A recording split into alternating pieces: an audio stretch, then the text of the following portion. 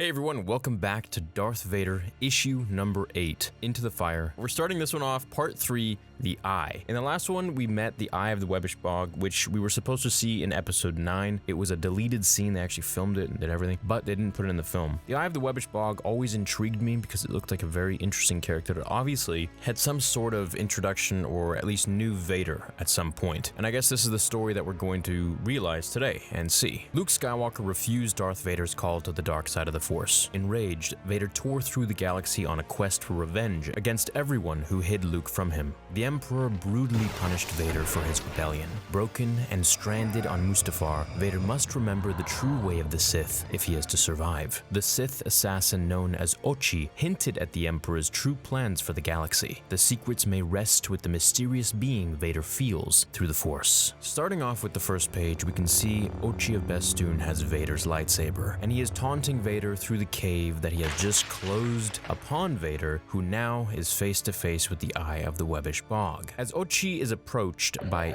Death Troopers and Sly Moore. Now Sly Moore you may remember from Revenge of the Sith and the prequels in general. She was pretty much Palpatine's right-hand woman, I guess we could say. And funny enough, she was actually a Force adept. She could control people's minds, or more so, manipulate their minds. She had some abilities in the Force, but they weren't really developed properly all that well. She was one of the few people that knew that Darth Sidious was also Palpatine. She was also called the Umbaran, and that's why we see Ochi call her that here. Come on, Umbaran. I shorted his chest plate before he entered the chasm. Essentially downplaying Vader and saying that, there's no reason for him to go after him anymore because he's just pretty much a droid at this point. Tell the Emperor I'm done, he says. And Sly says that if I tell him that, then you really will be done because the Emperor's gonna kill you. So clearly Sly here is pretty upset that Vader is in there searching for answers, and she's interrogating Ochi to know what he told her. Ochi waves it off and says no one's ever returned from the Eye of the Webbish Bog, so we're all good, don't worry about it. Where she says, and yet he is Vader. Where we see Vader with his super battle droid arm just deflecting these creatures that remind me of the ones from Jedi Fallen Order, and in fact they actually could be. Either way, they look like some variation of the flame beetle, which is native to Kashyyyk. And of course this is Mustafar, so it's going to be a different species, or maybe a mutation, or be native to this planet. Anyways, Vader is protected with his suit and cape. If you didn't know, his cape is actually blaster resistant, and his suit in general is lava resistant, which for Vader is good because that was his fear. So at this point, the Webbish Bog is speaking to Vader and essentially tells him that he won't be able to destroy all the enemies before him so easily, or rather questions him so.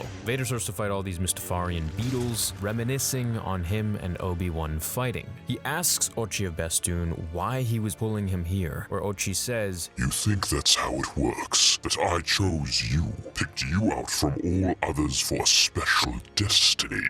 Who are you? Who are you? Do you know? Have you decided? The whole thing is a mind game that the Eye of the Webbish Bog is playing on Vader. Because really, Vader is extremely powerful, but I would say he's more limited not to his body anymore, but to his actual mind. He's more broken on the inside than on the outside. And in the next page, we can see Sidious seeing all of these things happening from far away. Sidious had a very strong Force affinity, in the sense where he could see things happening, he could feel people's thoughts, read people's minds, and feel their energies. And this is something that gave him a great insight into the war and into Anakin's mind in the prequels. Vader comes up against a massive beast that looks like it belongs in the Doom game, where he just charges at it and punches a hole through its chest, reminiscing again about killing Obi-Wan and his son, who he is on a long search for throughout the galaxy. Vader knows these kind of head games, and at this point he's somewhat smart. I feel like in Revenge of the Sith, up until maybe 10 years after, he wasn't really all that privy to the Emperor's mind games. He sort of went along with them, but as time went on, he started to realize that, dude, this guy is just full of riddles and mind games. So this is when he says, "I know this kind of talk. You serve my master, don't you? The Emperor builds in secret. What does he build and where?" demanding to be told what he wants to know. Vader threatens to destroy the Eye of the Webbish Bog, until he finally pries open the two doors and sees before him a monster.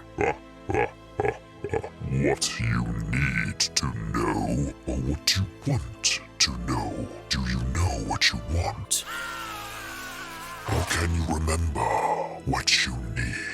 I have no doubt this boy is the offspring of Anakin Skywalker. How? Is that possible? Search your feelings, Lord Vader. Search your feelings. You know it to be true. You can destroy the Emperor. He has foreseen this. It is your destiny.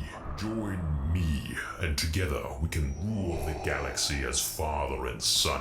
When all of a sudden Vader falls through the rock, landing before the eye of the Webbish Bog as it turns around and lifts up to reveal the head of Anakin Skywalker. So obviously this Webbish Bog is some magical force-using being or creature of some sorts that we don't really know anything about. But the guy is probably just getting in Vader's head, and he seems to be a master of mind games. So I don't think he's actually creating Anakin's head, or Luke's head in the next slide, or the Emperor's head in the slide after that, but I think he's just making Vader see these things, almost like memory walk, which is a force power, but not quite.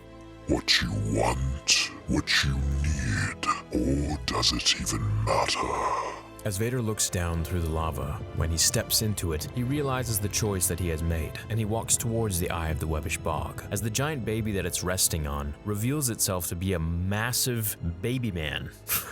You came to me for answers. I gave you only questions. I leave you with one more. Do you think you passed this test or failed it? So right here we have the Wayfinder that leads to Exegol. Vader walks back outside with the Wayfinder when he walks back to his ETA Actus II starship from Revenge of the Sith. This is the one that he landed on Mustafar with in episode 3, and obviously it's, sun damage galore. The paint is weathered off, and of course it just doesn't look the way that it used to. As Vader looks down at the Wayfinder, he hears a voice from above as Ochi and his boys or droids are there to basically take the Wayfinder from him, when of course Vader is ready for battle, telling them, I needed more parts. So this image right here really makes me feel like Ochi is maybe a bounty hunter at this time. Maybe he's another version of Boba Fett, but he's akin to hunting Force users or Sith droids or something of that sort. This just looks like an episode of The Mandalorian almost. Like it looks like these guys belong in that world, so maybe they're part of that. I mean, this guy right here next to Ochi on the left, he looks like a new flame trooper sort of thing. They got the same sort of helmet going on, and obviously he's a droid, so I think he's just running with a pack of 3 droids in himself. He may even be part droid. His knee pads and his tire and his blaster on his hip just really scream Boba Fett and bounty hunter to me, and his vest and all that and his pauldrons. So hey, maybe he is. Maybe he was hired by the Empire. Who knows what he is, but I guess we'll find out in the next episode. I hope you enjoyed this one. I will catch you in issue number 9 coming very soon. Make sure you look out for it. See you then.